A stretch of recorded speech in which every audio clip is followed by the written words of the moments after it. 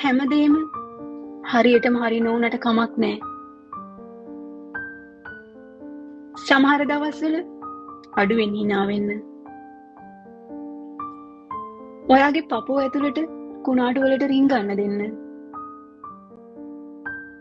අනිත් අයට ඔයාගේ මුහුණ විතරයි පේන්නේ. අධික වෙහෙසක් දැනුනට කමක් නෑ. ඔයාගේ ගමන තුල අතරමං වෙන්න.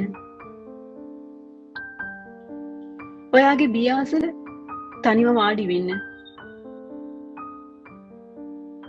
රාත්‍රිය පුරාම ටිකක් අඬන්න.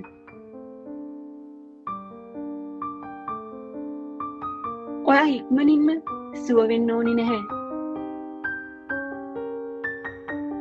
ඔයාගේ ආත්මය බදා වැළඳගෙන ඇති දුක සඟවන්න. මන්දයක් බිඳුණු හදවත් පවා තවමත් ස්පන්දනය වෙනවා. තුවාල වූ පෙතිකැඩුණු මල් පවා වැඩෙනවා.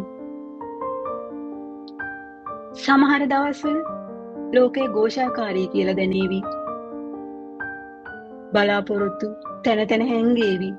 සොයා ගැනීමට අපහසු වේවි. ඒත් ඔබ සියුම් ලෙස සඟවන සෑම කඳුලක්ම තවමත් ඔයා තුළ රඳවාගෙන සිටින ශක්තියට සාක්ෂි දරනවා. ඒ නිසා ජීවිතයේ ඕනෑවටත් වඩා බර වූ විට විවේක ගන්න.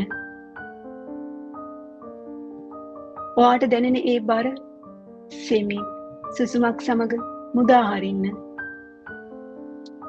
සඳ තවමත් අඳුරු රාත්‍රීන් වල දීප්තිමත්ව බබලනවා. සුවවීම බොහෝ විට එතනින්ම ආරම්භ වෙනවා.